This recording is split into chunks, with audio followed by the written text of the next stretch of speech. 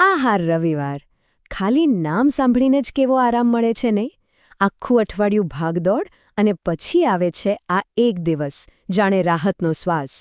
પણ શું ક્યારે એવું વિચાર્યું છે કે આ રજા આપણને એમ જ નથી મળી ગઈ? આ કોઈ ભેટ નથી, એની પાછળ તો એક આખી કહાણી છે. તો આજે આપણે એ જ સવાલનો જવાબ શોધવાના છીએ, કેમ કે આ કોઈ સામાન્ય રજા નથી. આની પાછળ છે એક મોટો સંઘર્ષ, એકદમ રસપ્રદ ઇતિહાસ. તો ચાલો જરા પાછળ જઈએ અને જોઈએ કે આ બધું શરૂ ક્યાંથી થયું. તો પહેલાં તો એ સમજીએ કે રવિવાર આપણા બધા માટે આટલો ખાસ કેમ છે. જુઓ, આ ખાલી કામમાંથી છૂટ્ટી નથી, આનાથી ઘણું ઘણું વધારે છે. આ એ દિવસ છે જ્યારે આપણને માનસિક શાંતિ મળે છે, પરિવાર સાથે બેસવાનો, વાતો કરવાનો મોકો મળે છે. અને હા, આવતા અઠવાડિયા માટે આપણે બધા એકદમ રિચાર્જ થઈ જઈએ છીએ. સાચું કહીએ તો આપણા શરીર અને મન બંનેના સ્વાસ્થ્ય માટે આ દિવસ ખૂબ જ જરૂરી છે. પણ હંમેશાથી આવું નહોતું. જરા વિચારો, એક એવો સમય હતો જ્યારે મજૂરોને અઠવાડિયાના 7 દિવસ કામ કરવું પડતું હતું. કોઈ રજા નહીં. ચલો એ સંઘર્ષની આખી વાતને સમજીએ. જ્યારે બ્રિટિશ શાસન હતું ત્યારે ભારતીય મજૂરોની હાલત બહુ ખરાબ હતી. એમને સતત કામ કરવું પડતું, કોઈ રજા નહીં, કશું જ નહીં. આરામ માટે કે પોતાના પરિવાર માટે તો સમય જ ક્યાંથી હોય? પણ પછી એક લાંબા સંઘર્ષ પછી આખી પરિસ્થિતિ બદલાઈ ગઈ અને એનાથી લાખો લોકોના જીવનમાં મોટો સુધારો આવ્યો. અને આ જે બદલાવ આવ્યો ને, એની પાછળ એક વ્યક્તિનો બહુ મોટો હાથ હતો. એમનું નામ હતું નારાયણ મેઘાજી લોખંડે. એમણે જ મજૂરો માટે અઠવાડિયામાં એક રજા હોવી જોઈએ એ માંગ સાથે આંદોલન શરૂ કર્યું. અને આ લડાઈ કોઈ 1-2 દિવસની નહોતી, પૂરા 7 વર્ષ ચાલી. વિચારો, 7 વર્ષના સતત સંઘર્ષ પછી આખરે બ્રિટિશ સરકાર ઝૂકી અને એમણે આ માંગ સ્વીકારવી પડી. તો આ સંઘર્ષનું પરિણામ શું આવ્યું? એક ઐતિહાસિક જીત, એક એવો વિજય જેણે ભારતના કામદારોનો ઇતિહાસ હંમેશા માટે બદલી નાખ્યો. એ વર્ષ હતું 1890. જી હા, 1890. આ જ એ વર્ષ છે જ્યારે ભારતમાં રવિવારની રજાની સત્તાવાર રીતે શરૂઆત થઈ.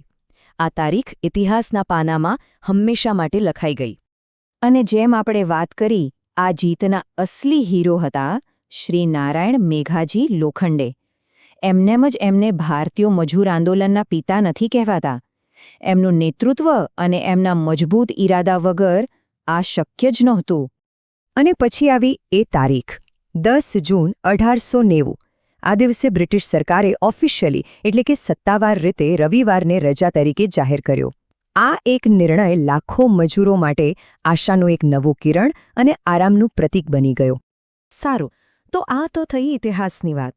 પણ હવે સવાલ એ છે કે આજના સમયમાં રવિવારનું શું મહત્વ છે? શું આ ખાલી એક જૂની પરંપરા છે? ના, એવું બિલકુલ નથી. એની પાછળ ઘણા કારણો છે. જુઓ, રવિવારના મહત્વને આપણે 4 મુખ્ય ભાગમાં વહેંચી શકીએ. સૌથી પહેલું તો છે આરામ અને સ્વાસ્થ્ય.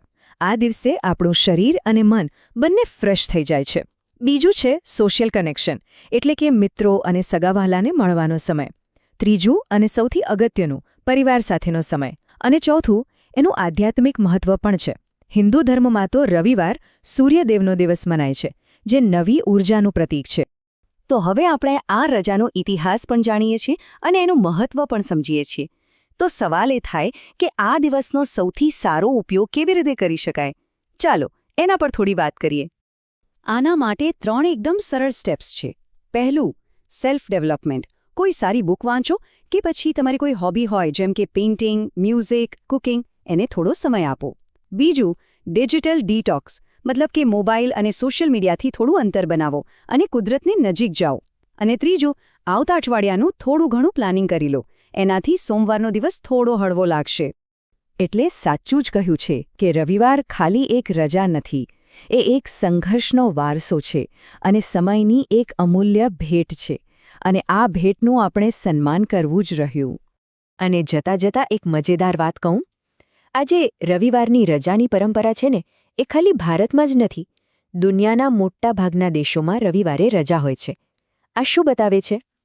એ જ કે આરામ અને પોતાના માટે સમય કાઢવો કેટલો જરૂરી છે, એ વાત આખી દુનિયા સમજે છે. તો હવે સવાલ એ છે કે આ વારસાને જીવંત રાખવા માટે આપણે આપણા રવિવારને હજી વધુ ખાસ કેવી રીતે બનાવી શકીએ?